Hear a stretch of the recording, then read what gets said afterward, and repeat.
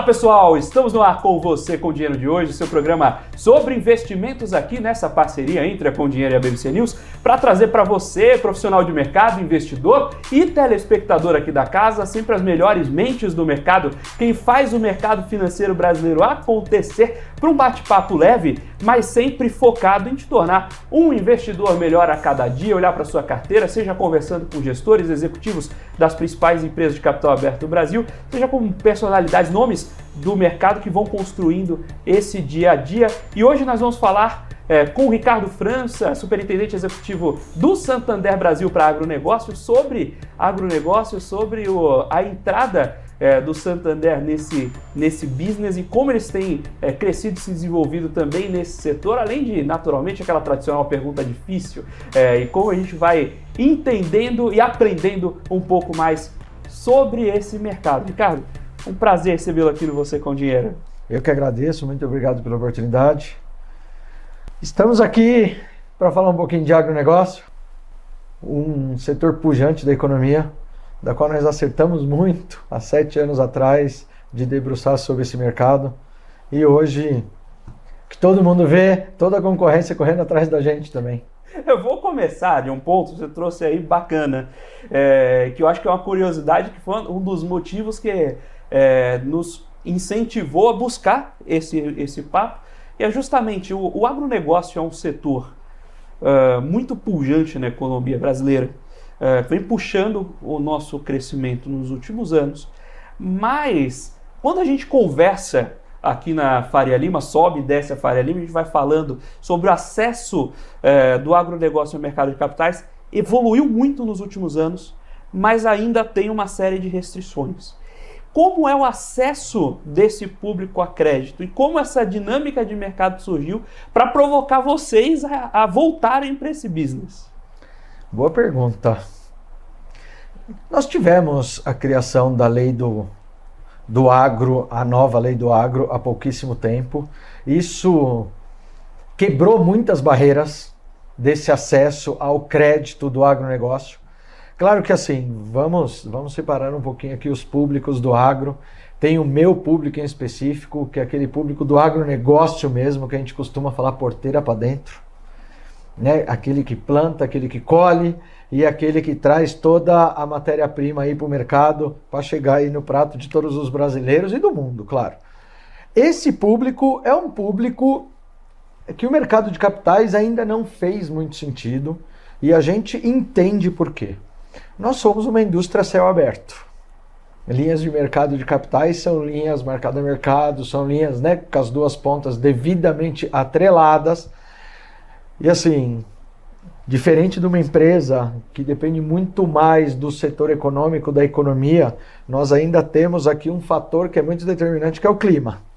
Então, esse mundo para os grandes players, os grandes produtores, já está fazendo muito sentido, já tem muitas estruturas de negócios formatadas e formalizadas, que fez muito sentido, principalmente as linhas um pouco mais longas.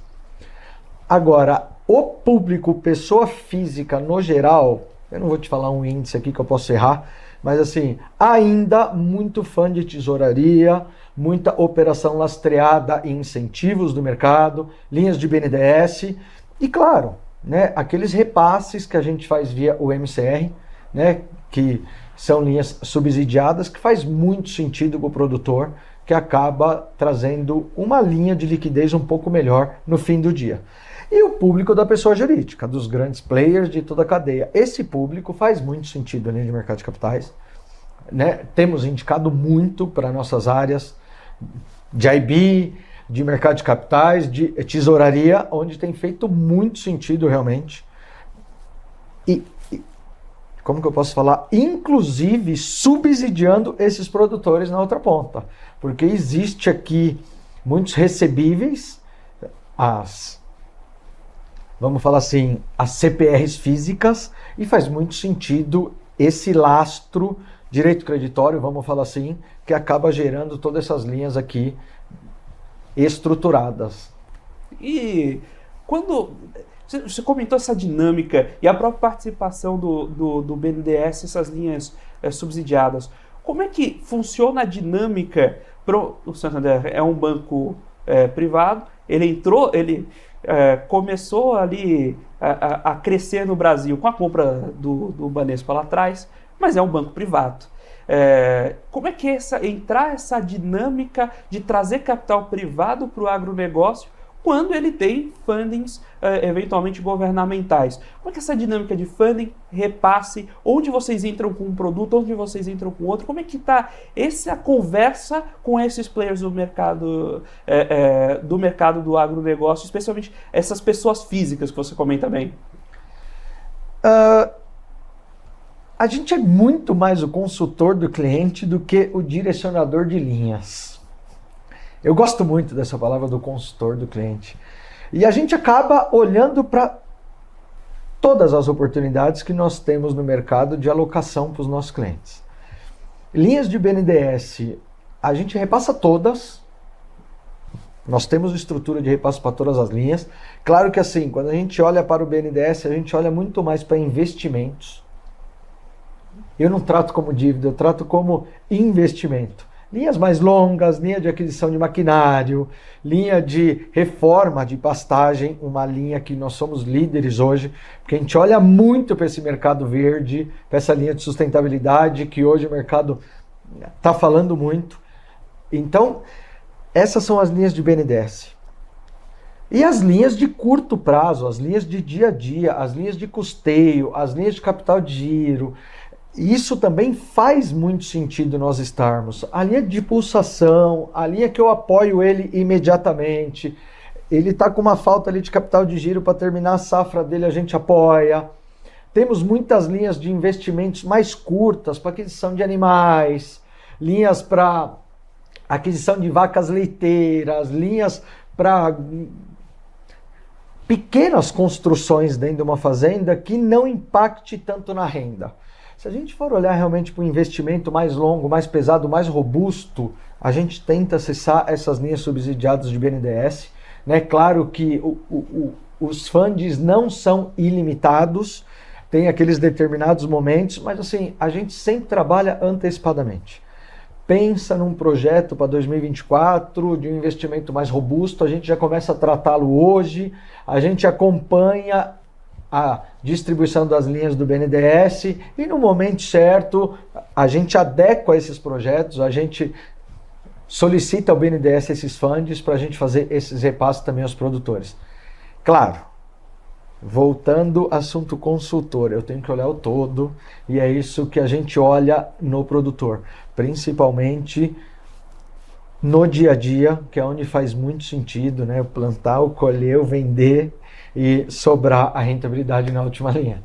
Aí quando se fala de consultor, um negócio que sempre me pega quando eu olho o modelo do agronegócio é o que é inflação, o que é mudança de preço para esse produtor. Porque a receita dele muitas vezes está vinculada com o produto que ele produz. Falando assim parece bastante óbvio, mas não é tão trivial assim. Porque a gente está acostumado a olhar a cesta de inflação como uma cesta. Então a gente mede inflação com IPCA, IGPM, e a gente indexa os ativos de mercado, IGPA, IPCA, IGPM, DI. Como é que é essa conversa com o produtor?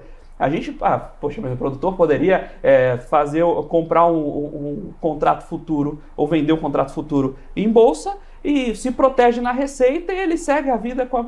Mas a realidade do pequeno produtor não é de ficar fazendo operação de hedge em bolsa. Então, quando vocês fornecem esse crédito, que tipo de indexador vem? Como é que você tem essa conversa com ele para eventualmente ele não colocar a corda em volta do próprio pescoço, comprando uma indexação que depois a receita se desvincula?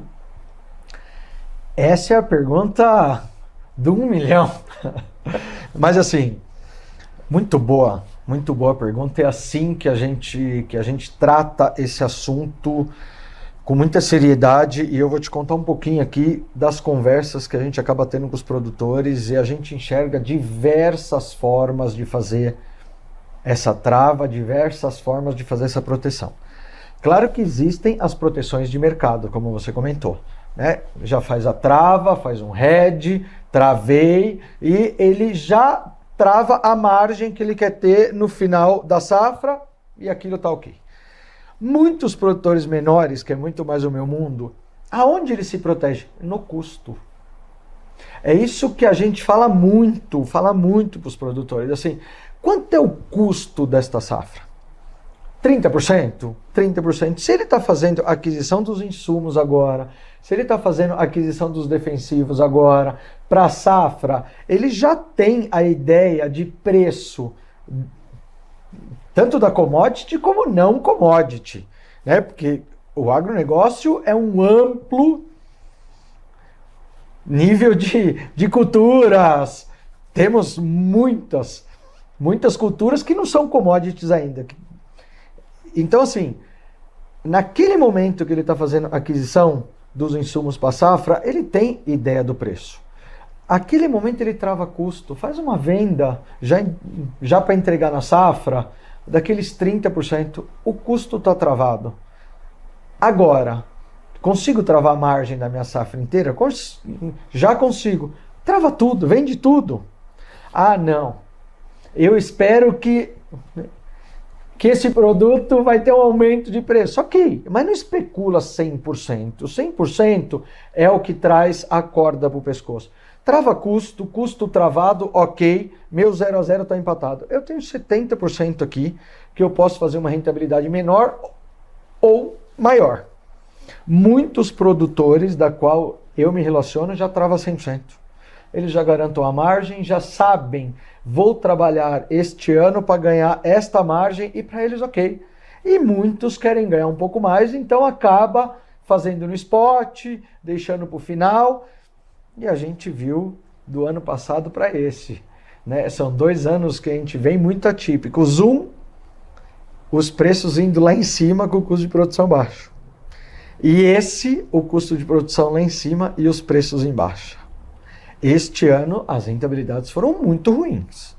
Quem não se protegeu lá atrás, como eu comentei contigo, está com problema, inclusive, para liquidar custo. Então, assim, essa variação de mercado é uma coisa que a gente não mede. Depende de mercado internacional, depende de outros países, como vai ser a produção de outros países, quanto vai vir de determinados produtos para o mercado. É isso aqui que vai estipular o preço. Então, assim, essa, na minha opinião, é a melhor forma do produtor se proteger. Trava o custo. Trava o custo, o 0 a 0 está empatado, 70%, aí ele define como ele quer fazer a melhor rentabilidade dele. Muitos já fazem, foi o que eu te falei, trava a rentabilidade, vão embora, trabalha tranquilo, aquele ano e já sabe quanto vai sobrar lá no final. E outros especula um pouquinho, guarda para o próximo ano, tem uns que guardam a safra inteira para o próximo ano, aí a decisão é de cada um. O importante é essa proteção, do custo principalmente. E vem aquela premissa, né, de a empresa não quebra por falta de lucro, ela quebra por falta de caixa. Você pode ter uma ideia fantástica, mas você tem que atravessar a barreira. Você tem que atravessar a quebra da onda, senão não adianta, né? Então, é super importante essa dinâmica. E em termos de dinâmica, tem um lado, o banco, quando faz uma operação de tesouraria, tem o lado do ativo e tem o lado do passivo. Como você vai captar tudo isso? Você comentou das linhas do BNDES, essa é a linha de repasse, mas tem uma atividade importante que é a captação do banco via depósitos. Essa linha, indo direto ao assunto, a captação via LCAs é uma das grandes frentes, né, para todo esse giro acontecer. E a gente tem no programa a tradição de fazer algumas perguntas difíceis, e eu queria ter a oportunidade de fazer para você diretamente essa pergunta. Quando o benefício fiscal de uma LCA, o fato de uma LCA não pagar imposto, ela vai mais para o bolso do produtor que está tomando crédito ou do investidor que está aplicando na LCA?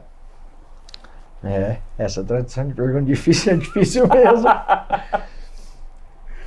Na verdade, assim, a gente prioritariamente tende a repassar a LCA para os nossos clientes de agro, claro. Eu vou puxar a sardinha para o meu lado também.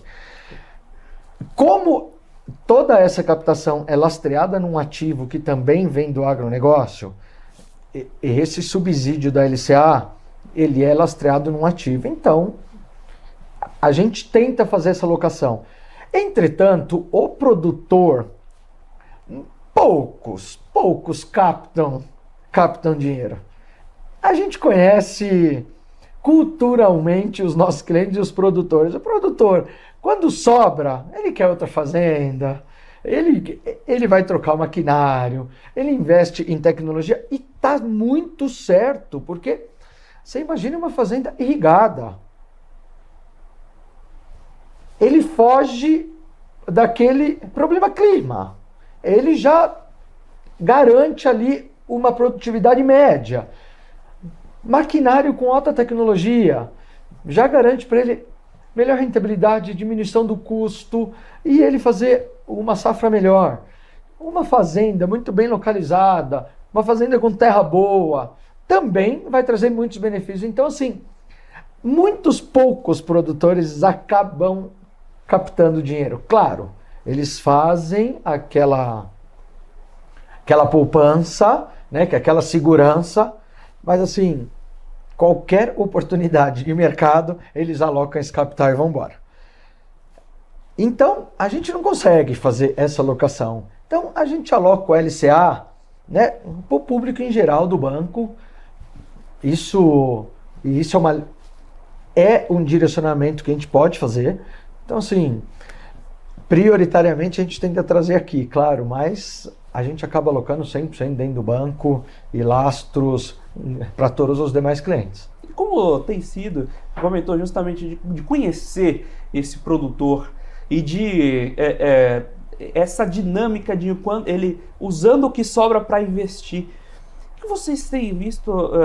Você já está nesse mercado há um bom tempo, no Santander, nos últimos 5 anos, mas como vocês têm visto a evolução da mentalidade desse produtor? Ele tem olhado o crédito com mais atenção, mais carinho, tem sido mais disciplinado, tem buscado novos investimentos. Como é que está a dinâmica desse mercado, a evolução da cabeça desse produtor?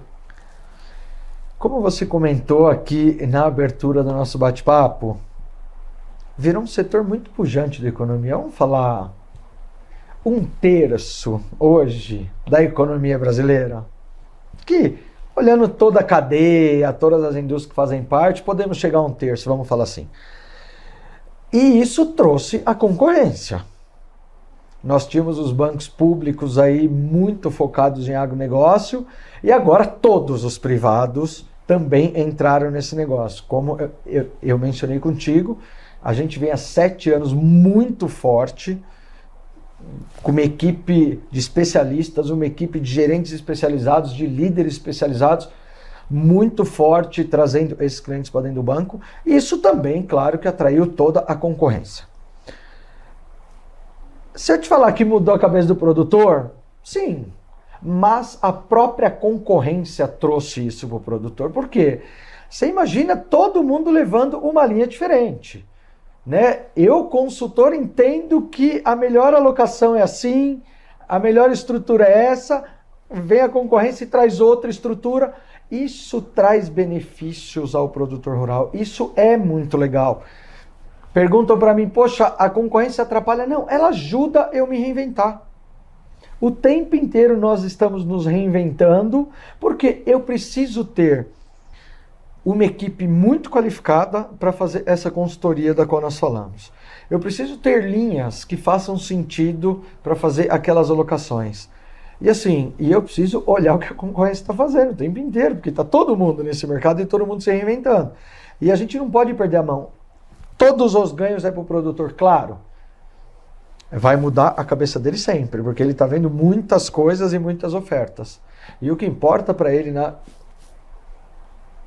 no final é que ele faça o melhor negócio, que ele faça a melhor alocação e que ele gera essa rentabilidade e esse resultado. Porque se os nossos produtores estão cada vez crescendo, isso quer dizer que o nosso negócio também vai estar cada vez mais crescendo. Essa é a ideia. Por isso que eu acho que assim, a concorrência trouxe muito mais uma mudança de cultura do que propriamente só o produtor. Então, a gente tem visto muito isso. E mais um ponto que eu quero te colocar, tá? A sucessão está fazendo isso também. a gente vê muitos filhos de produtores já assumindo os negócios, acompanhando o pai, né, com mentalidades, né, de mercado de capitais, com mentalidades de investimentos corretos, com prazos corretos, né, gerando muita rentabilidade, olhando muito mais para a rentabilidade do que para o tamanho do negócio. Então, essa linha sucessória também veio para mudar essa cultura daquelas operaçõezinhas que a gente sempre via, né? Faz o custeinho, planta, colhe. Não, isso tem mudado significativamente. E eu também coloco isso nos sucessores, que têm feito um trabalho brilhante à frente aí dos negócios que os pais, que os avós iniciaram e até hoje estão gerando muitos frutos aí para toda a família. E é muito bacana ver que essa passagem de bastão tem sido efetiva. E a gente tem um problema, inclusive, a gente espero trazer aqui alguém para esse debate também. Nas indústrias, a gente viu um problema de sucessão importante no Brasil, né? Em você encontrar sucessores que tocavam e seguiam adiante. E o agronegócio ter absorvido bem essa nova geração, além, é claro, de você trazer mais informações pelo debate, pela concorrência. Isso é super bacana. Eu enxergo no dia a dia, eu estou sempre visitando meus clientes, estou sempre nas fazendas, muitos filhos que não querem vir para as grandes capitais para fazer cursos de medicina, cursos de engenheiros, querem ficar no campo e acabam fazendo toda a sua graduação em agronomia, pós-graduando em agronomia. Por quê? Poxa, eu vou seguir o negócio do meu pai, é um negócio muito legal. E eles gostam de estar na fazenda, eles gostam daquele negócio. Então, assim, claro, muitos filhos foram embora, foram estudar fora, né? O agronegócio ganhou uma pujança muito grande, né? O que deu para subsidiar todos esses estudos, inclusive muito bom isso, mas muitos quiseram ficar no negócio do pai e hoje tocam com muita maestria e aprendendo lá, no dia a dia. Não é um aprendizado só acadêmico, lá no dia a dia. Sem tirar, naturalmente, mérito do aprendizado acadêmico também, que nós temos excelentes cursos de agronomia aqui no Brasil. A Exalc faz cursos excelentes, tanto em graduação como pós-graduação pela USP, que foi um outro desenvolvimento. A tecnologia do agronegócio no Brasil foi super, super interessante nos últimos anos. Eu vou num tema hard aqui de crédito. Como é que funciona garantia nessa unidade de negócios? A garantia vai olhar para bem físico ativo, vai olhar para fluxo de caixa, antecipação de recebíveis. Como está o jogo de garantia na sua unidade de negócio, olhando o crédito para produtor? Esse é um tema que meio que é padronizado nesse nosso mercado, tá? Porque o agro tem garantia da fazenda, que é o ativo do próprio cliente. Então, assim, se eu tenho que fazer o investimento naquele negócio, nada melhor que aquele negócio ser garantia do empréstimo e do financiamento. Claro que a gente olha para todo. Muitos clientes têm fluxo de recebíveis, principalmente produtores de cana, vamos por aqui um exemplo, que acabam tendo contratos mais longos com as usinas, com a entrega, isso gera um recebível ali mensal, isso também serve como garantia. Máquinas, quando eu financio uma máquina, a própria máquina fica como garantia. Então, assim, é um mundo que a gente não descasou das garantias. Claro que tem muitas operações que são feitas no próprio penhor da safra, no próprio penhor dos animais. Isso acontece. Mas é um mundo que nós não tivemos que aculturar para garantias. Ele já vem com essa mentalidade e isso é muito bom. Por isso que todo mundo quer alocar muito dinheiro nesse negócio do agro, porque é um negócio que traz muita segurança, por mais que, volto a falar, nós temos um risco que não é controlado. É uma indústria a céu aberto. com todas essas mudanças climáticas, a gente vê que determinadas regiões sentem. Então, isso é uma coisa que traz muita segurança para a alocação desses recursos. E assim, eu te falo, produtor rural, ele pode passar por dificuldade, mas assim, de 1, 2 safras, a gente vê aqui o Rio Grande do Sul, né, há 3 anos seguidos com problema lá de estiagem, e mesmo assim nós estamos apoiando nossos produtores lá, esperamos que seja uma safra, se a chuva deixar eles fazerem uma bela safra, porque esse ano está ao contrário, está chovendo demais. Mas assim, vamos apoiar nossos produtores, vamos sair desses 3 anos de safra ruim juntos e vamos prosperar. Essa é a ideia, porque eu não sou uma imobiliária e eu brinco com isso. Não adianta, o seu imóvel é minha garantia. Não, eu quero apoiar para que esse mercado cresça cada vez mais. Porque cada vez que eu tiro um produtor do negócio, é um a menos que pode estar crescendo, é um a menos que pode estar se desenvolvendo. Não é essa a nossa ideia. A nossa ideia é realmente apoiar nossos clientes e a gente passar por tudo isso. Garantia é fundamental? É. Mas uma boa conversa, uma alocação de capital correta e no momento certo, a gente olhar para uma prorrogação, para um refinanciamento faz todo sentido. A garantia está lá para não ser executada. Exatamente. Ela me traz segurança, inclusive na alocação do capital. Mas não é ideia de a gente ter que executar isso. Claro, uma hora acontece. Eu não vou ser hipócrita aqui de falar que não. Mas assim, cara, muito raro. A nossa ideia é cada vez mais que a gente apoie os nossos produtores no momento de crise. E eu brinco, né? Eu não posso tirar o guarda-chuva na hora que começa a chover. Contraditório ao agro que a gente gosta de chuva, mas para bom entendedor, basta esse... É um ponto importantíssimo, e deixa eu tirar aqui outra curiosidade. A taxa, você comentou que da consistência, ele eventualmente deixar de pagar porque teve uma quebra de safra, aí você vai lá e trabalha o refinanciamento.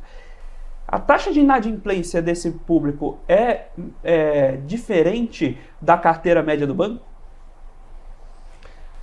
Nós temos um custo de crédito que gira em torno de 0,3 a 0,5.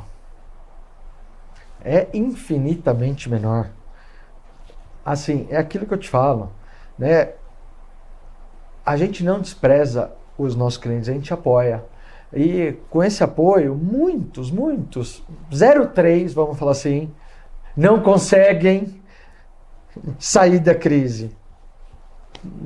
Toda a diferença sai e hoje continuam saudáveis, continuam plantando, colhendo e assim que segue.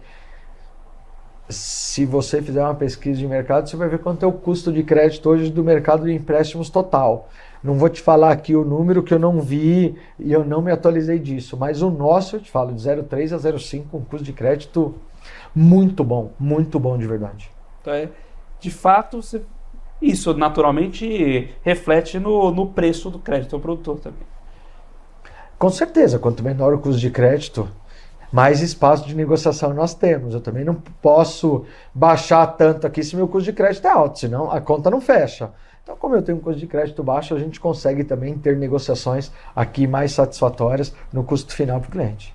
Maravilhoso. Estamos aqui batendo esse papo com o Ricardo França, superintendente executivo do Santander Brasil para agronegócio, sobre o mercado de agronegócio, sobre crédito, sobre como desenvolver, como esse mercado mudou ao longo dos últimos anos, tanto do ponto de vista do produtor que está lá tomando crédito, quanto da própria dinâmica do mercado e como veio a entrada também dos bancos privados para esse debate, como esse debate enriqueceu e melhorou, né, a vida do produtor e encontrar as melhores alternativas, se questionar sobre as melhores alternativas e, naturalmente, acabar encontrando fontes de financiamento mais vantajosas. Então, sempre aqui cumprindo a missão do Você com Dinheiro, de trazer aí as melhores mentes do mercado para esse debate e justamente permitir que vocês também aprendam um pouquinho com essas grandes mentes do mercado.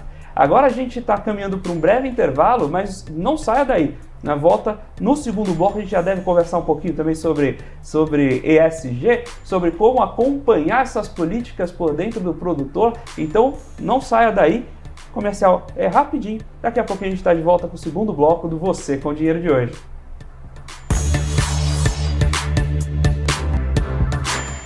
Olá pessoal, estamos de volta aqui com o segundo bloco do Você com Dinheiro de hoje, batendo um papo hoje com Ricardo França, superintendente executivo para agronegócio do Santander Brasil. Nós estamos falando um pouco sobre o segmento de agronegócio, sobre crédito nesse setor, a dinâmica e evolução da participação dos bancos aí, sempre com a missão aqui do Você com Dinheiro, de trazer essas mentes que fazem o mercado, quem está construindo isso para esse bate-papo com vocês.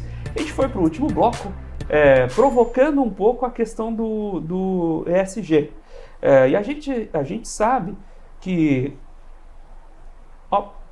o conceito do ESG tem sido muito falado, mas ele impacta, como você comentou no último bloco, Ricardo, ciclo de chuva não é teoria para o produtor do agro. É a prática, é mudar a colheita dele. Viver isso está muito perto desse business. Como vocês, como um dos principais fornecedores, né, que querendo ou não, vocês são fornecedores, vocês fornecem crédito para esse público, tem interagido, tem olhado os temas vinculados a ESG? Esse é, vamos falar assim, o tema do momento. E eu gostaria de separar em duas frentes, tá?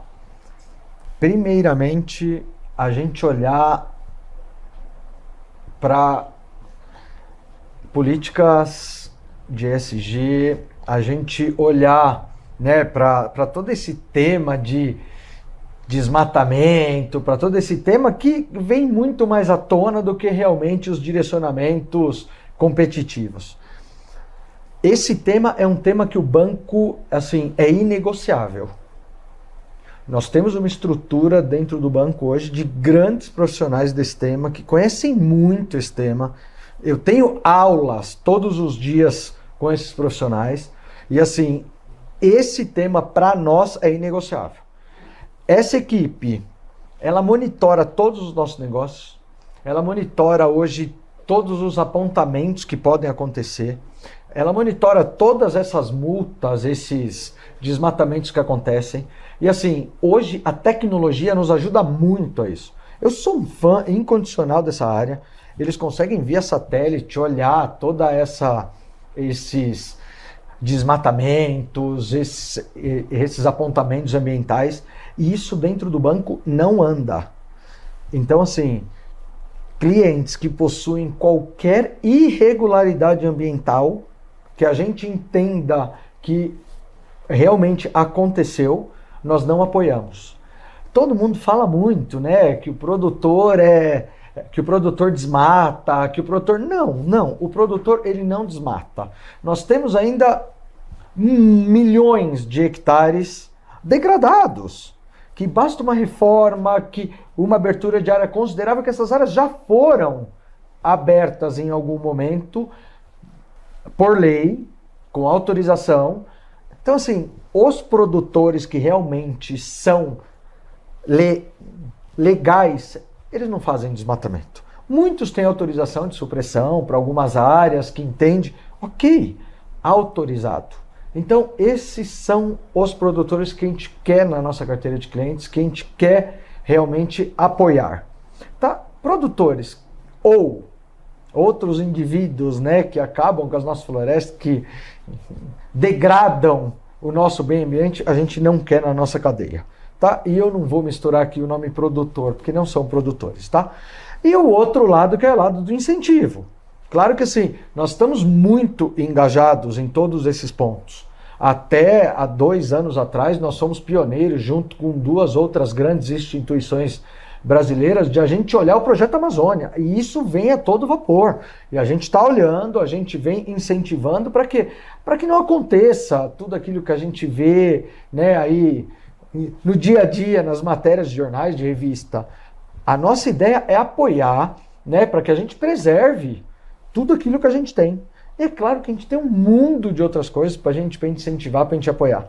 Linhas de crédito para isso, estamos olhando com muito carinho, tá? Temos negociado muitas empresas.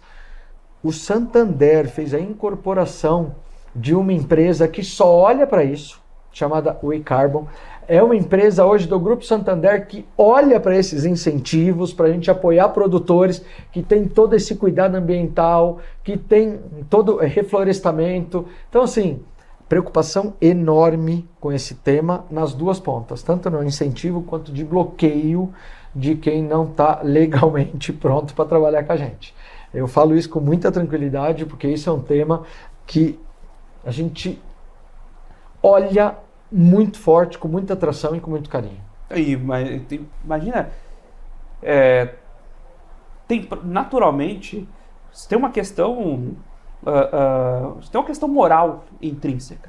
Mas eu não vou usar também o termo produtor, mas se o indivíduo que está indo para esse tipo de exploração irregular não tiver por si a consciência de fazer o correto, você tem o empecilho de imagem e você tem o empecilho de crédito na outra ponta. Esse cara não vai conseguir crescer na mesma velocidade. Além da imagem, tudo que eu falei aqui é a imagem, que eu preciso proteger a imagem do banco e a imagem do nosso negócio. Tem o fator crédito, né? Porque o fator crédito é muito segurança, fazer a coisa certa. Então, se já começa errado, uma hora vai dar errado. A gente não apoia isso de nenhuma forma. Eu queria deixar isso muito claro aqui para vocês, que isso é um assunto que a gente trata com muita seriedade realmente. Inclusive, como instituição global, né? E falando de instituição global, vocês, além de ser naturalmente aqui no Brasil uma das principais instituições financeiras já no país, das principais instituições privadas, vocês são a única que tem uma origem estrangeira, né? Então, dá até para falar que foi a única instituição estrangeira que conseguiu se fundar aqui no Brasil propriamente, né? Porque ao longo de várias décadas, várias instituições estrangeiras importantes lá fora tentaram desbravar o varejo brasileiro e não conseguiram. Vocês até, inclusive com a vinda, com a aquisição do Banespa, fizeram um trabalho muito sólido e estão aqui hoje como uma das principais instituições do país. Mas isso também permite uma visão global. E eu vou tentar beber um pouquinho dessa fonte e você dentro do banco, você consegue nos dizer se o que a gente tem de política, essa política de crédito ao agronegócio aqui no Brasil, ela é competitiva em termos globais? Então, o nosso agro aqui está bem municiado de acesso a capital para fazer seus investimentos e competir com os produtores estrangeiros? Essa é uma pergunta muito legal de responder. Difícil porque nós temos que separar os mercados, né? Eu acabo brincando que o mercado brasileiro é um mercado diferente de todos os mercados do mundo, né? Mas assim, nós temos uma política hoje brasileira, né, de crédito brasileira. Por quê?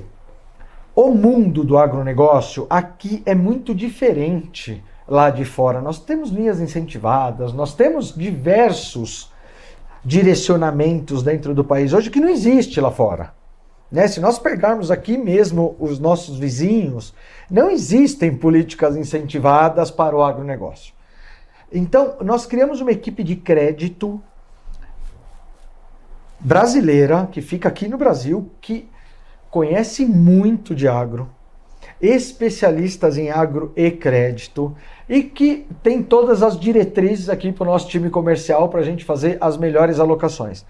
Claro que, por eu ser um banco internacional, todas elas são validadas com a nossa matriz lá fora. Então, assim, podemos entender que as diretrizes são da nossa matriz, entretanto, a gente precisa organizar e estruturar para que caiba dentro do nosso mercado brasileiro de agronegócio. Porque se a gente olhar realmente o agro brasileiro, eu arrisco te falar que é um negócio diferente do mundo, tá? Que é um negócio muito diferente do mundo, porque aqui nós temos de tudo, e aqui a gente planta tudo, aqui a gente colhe tudo, então a gente precisa adequar. Claro que política muito séria, política aprovada, políticas com diretrizes muito claras, tá? Que assim, a gente não foge à regra. Entretanto, com uma equipe muito engajada aqui, que entende do negócio daqui e que dá o direcionamento muito único para o mercado brasileiro. Quando a gente olha para crescimento desses números nos últimos anos, como é que vem sendo justamente o crescimento, especialmente da sua área pela qual você é responsável lá no banco, desse crédito à agro?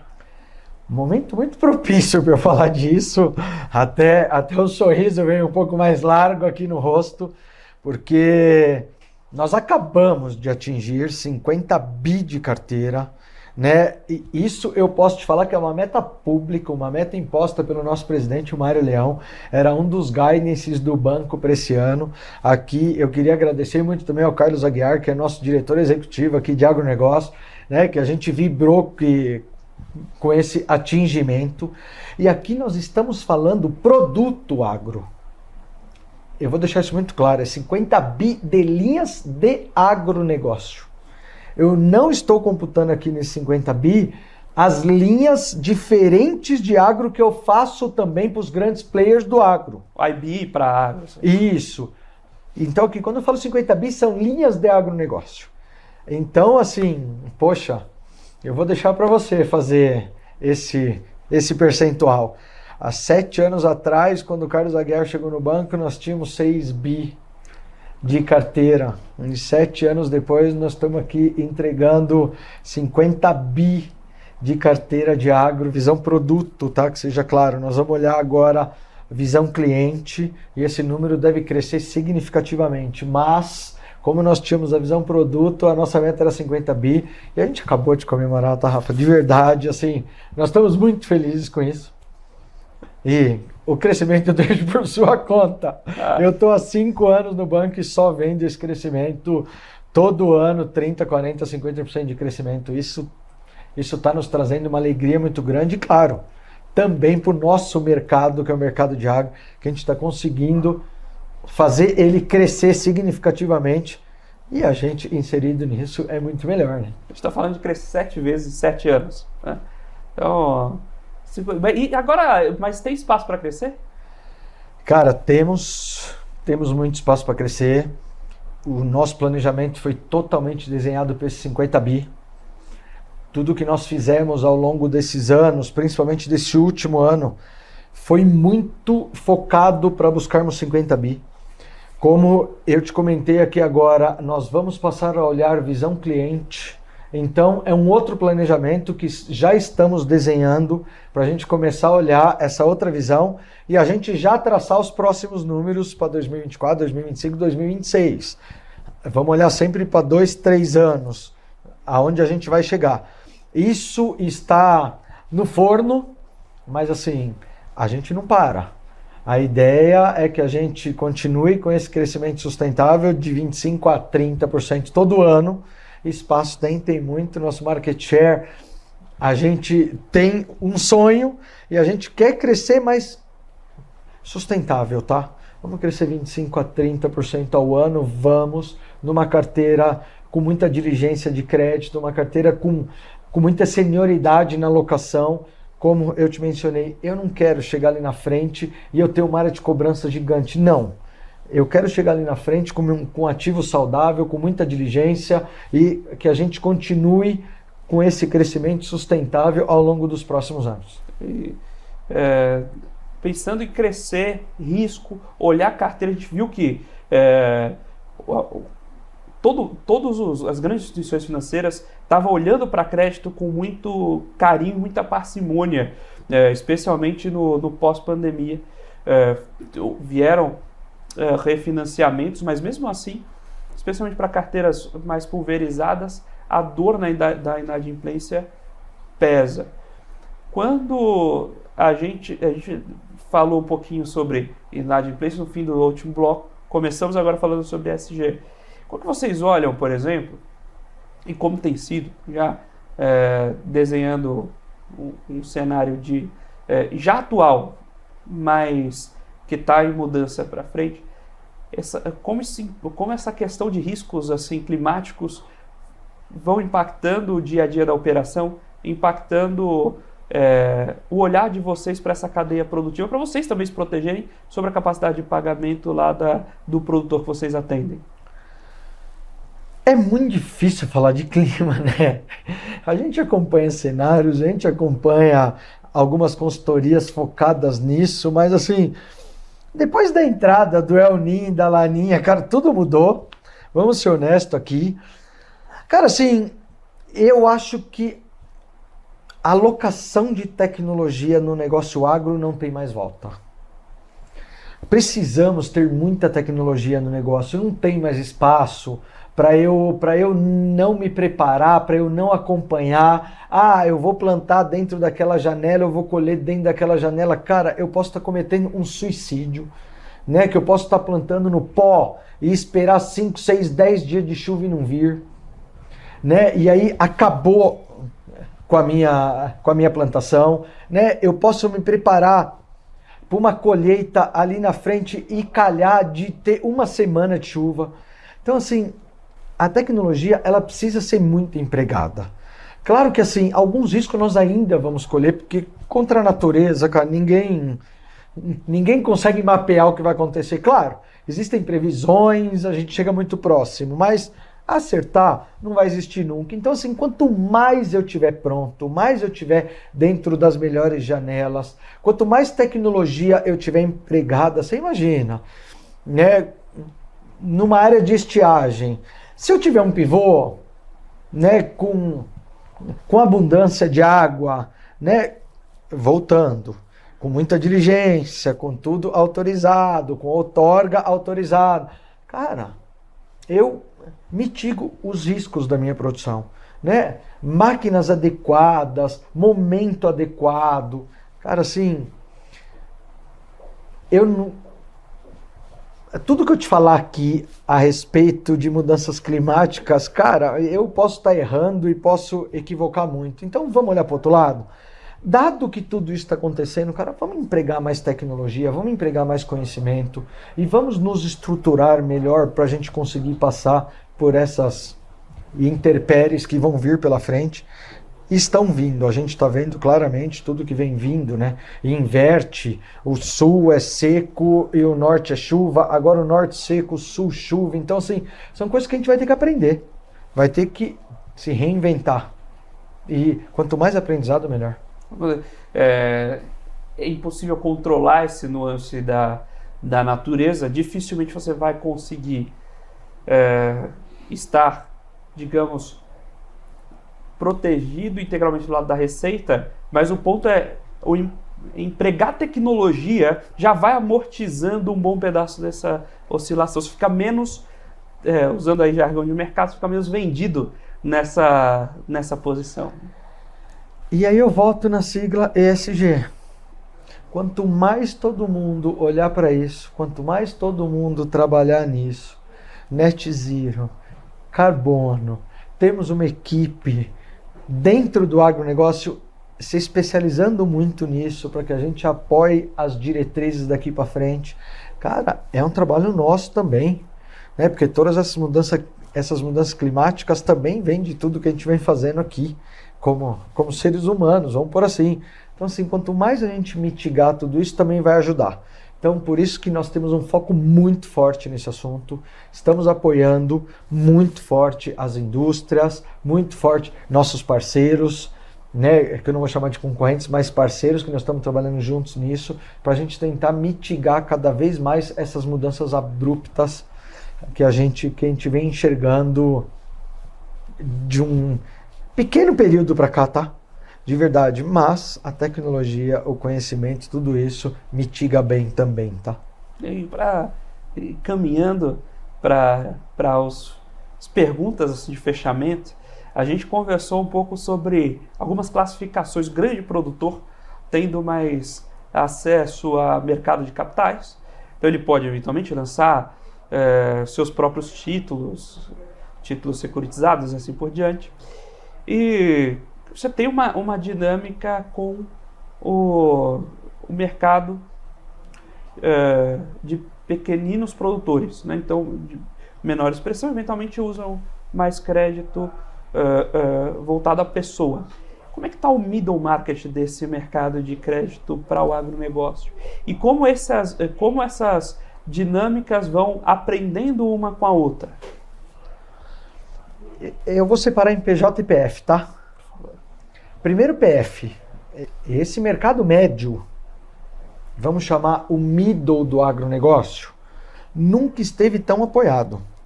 Nós vimos uma distribuição de Pronamp, que é a linha para médio produtor, saindo de percentuais médios para muito grandes. Os direcionamentos do agro estão voltados para o médio produtor neste momento. Linhas subsidiadas, principalmente. Reduz do grande e aloca no médio. Isso é muito bom, porque esse é o cara realmente que tem toda essa... Nós vamos ter que apoiar essa passagem dele para grande. Ele veio de pequeno, é um cara arrojado, que quis se tornar médio, e que se ele continuar assim, ele vai se tornar grande. Então, esse é um público que a gente está olhando muito forte agora, neste momento. Pessoa física. Pessoa jurídica, com a nova lei do agro e a nova emissão de CPRs financeiras que nós estamos podendo fazer, que a gente chama de CPR 3.0, né? Nós estamos alocando agora essas operações na cadeia, para a gente também incentivar o crescimento da cadeia do agro. E a gente tem ganhado um espaço muito grande nesse mercado. Esse é um mercado que a gente tem um espaço gigante para crescer, tá? Toda a cadeia do agro, e isso assim, nós estamos debruçados nisso. Nós estamos com uma equipe de especialistas somente para atender esse público, e uma equipe que não para de crescer, que vem ganhando corpo. E essa é a ideia, que a gente agora foque muito forte também nesse middle market, pessoa jurídica, porque física já estava na nossa cadeia aqui. E agora na jurídica. É um mundo que a gente vai debruçar, que a gente vai crescer muito, e pode ter certeza, é um mercado que faz toda a diferença no mundo do agro também, não só de empresas normais, que o middle market de empresas normais é um mercado que todo mundo quer, todo mundo briga. Mas no mundo do agro também. É um mercado que vai fazer muita diferença para toda a cadeia do agronegócio. Maravilha, Ricardo. Queria começar aqui a agradecer, né, sua participação, esse papo maravilhoso, o domínio que você tem desse assunto, de estar vivendo esse assunto e ajudando a construir. Sempre muito enriquecedor receber um convidado como você, de poder... trazer para debate, trazer à luz de quem está olhando e colocando a mãozinha ali, colocando tijolinho a tijolinho, contar para a gente como esses tijolinhos estão sendo colocados e por quê. Então, queria agradecer imensamente sua participação e, sobretudo, também deixar absolutamente à vontade, se quiser lançar contatos, deixar ali à disposição quem quiser ir procurar os serviços de vocês também, como podem acessá-los, né? E aquela mensagenzinha final que dá para deixar de docinho na boca da nossa audiência. Bom, primeiro agradecer a oportunidade e o convite, né? É sempre muito bom falar do meu negócio, um negócio que eu estou inserido, e um negócio que eu amo fazer, né? Falando um pouquinho da oportunidade, nós temos agências hoje, nós interiorizamos o banco, né? Então, você produtor que queira conhecer um pouquinho mais do negócio, do agronegócio do Santander, nós temos agências hoje em praticamente todas as cidades, temos uma equipe especializada para apoiar essas agências e um time de agronegócio pronto para ser seu consultor, para ser o seu agente de negócio. Fiz aqui o meu marketing e se eu pudesse finalizar, é tão gostoso trabalhar no agro, né? Porque a gente enxerga o começo, meio e o fim. Então hoje nós vamos ter que tomar café da manhã, nós vamos ter que almoçar, nós vamos ter que jantar e nós vamos ver o agro essas 3 vezes na nossa mesa. Então, quanto mais a gente apoiar, quanto mais a gente incentivar, muito mais esse agro vai ser pujante. E eu costumo brincar que o Brasil é o país do agro. Então, vamos incentivar os nossos produtores, vamos incentivar o nosso negócio de agro e tenho certeza que a gente só tem a ganhar e só tem a crescer daqui para frente. Mais uma vez, muito obrigado pelo convite e estou à disposição aqui para todas as matérias aí que vocês quiserem fazer. Maravilha, Ricardo. Muito prazer recebê-lo aqui. Muito obrigado pela sua participação. Muito obrigado ao Santander Brasil também por ceder aqui a participação do Ricardo e muito obrigado a você, telespectador aqui da Casa, investidor e profissional de mercado, pela sua companhia, pela sua audiência. O Você com Dinheiro vai ao ar de segunda a sexta, sempre aqui nesse mesmo horário, para trazer para vocês as principais mentes do mercado, as pessoas que fazem o mercado financeiro brasileiro acontecer nessa parceria entre a Com Dinheiro e a BMC News. Então, se você quiser saber um pouco mais de como a Com Dinheiro pode ajudar o seu negócio, seus investimentos, visite lá www.comdinheiro.com.br e conheça mais. Nós vamos ficando por aqui com o Você com Dinheiro de hoje. Mais uma vez, muito obrigado pela sua companhia e pela sua audiência. Até a próxima. Tchau, tchau.